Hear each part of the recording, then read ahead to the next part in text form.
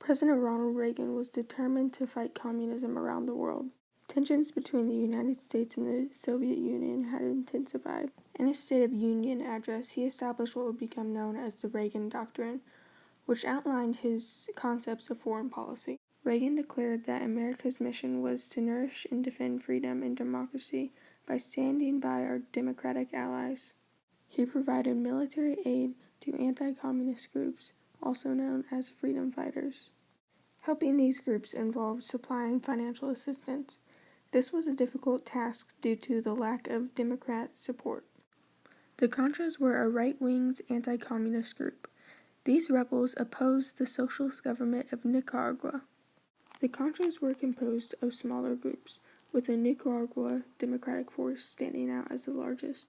President Reagan supported the Contras and even compared them to our founding fathers.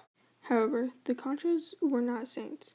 In fact, a majority of their funding came from cocaine trafficking, and they often used barbaric methods in fighting their socialist government. In 1984, liberals who showed concern over the Contras' reputation passed the Bullitt Amendment. This restricted the CIA and the Department of Defense operations in Nicaragua.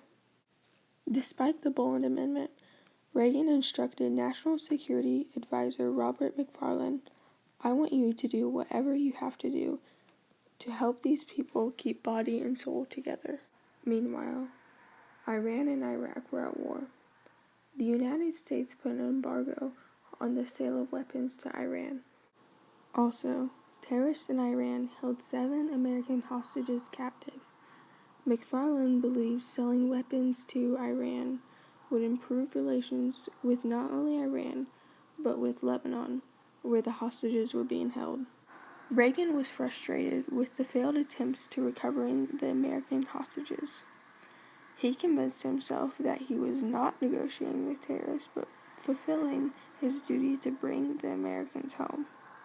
The arms for hostages proposal split Reagan's administration, but because it had the president's approval, the plan progressed. More than 1,500 missiles were sold to Iran.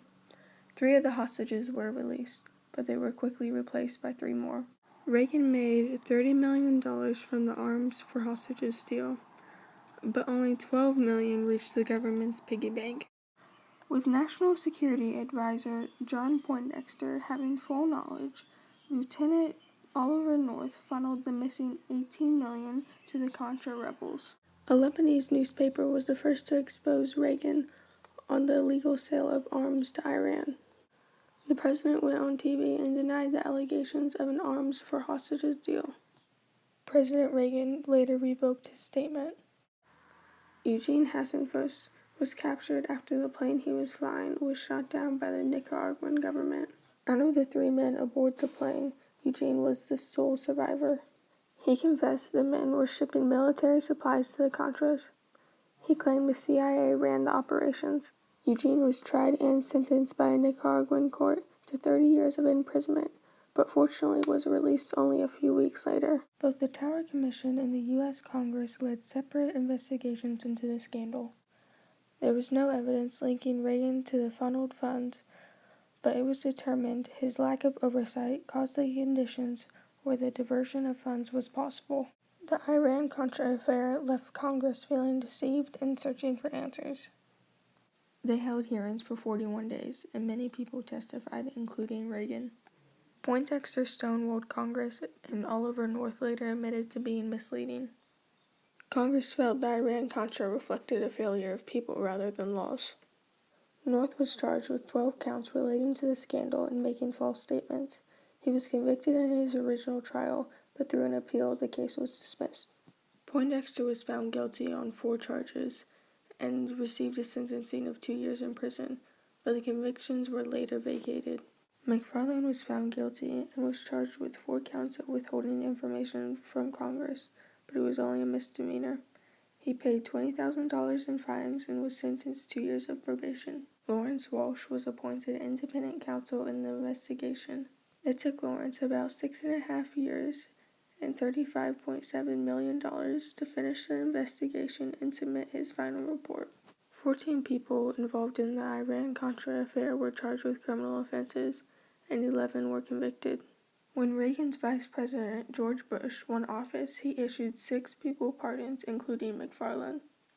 After appeals, pardons, and dismissions, only Thomas Klein, an ex-CIA officer, served sentenced prison time.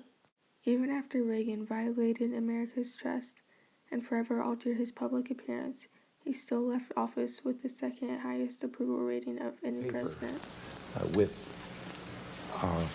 Which revealed that there had been more money than the $12.2 million that we received, and it had been deposited in a Swiss bank account, and added that that account had been used in some way by people helping the Contras.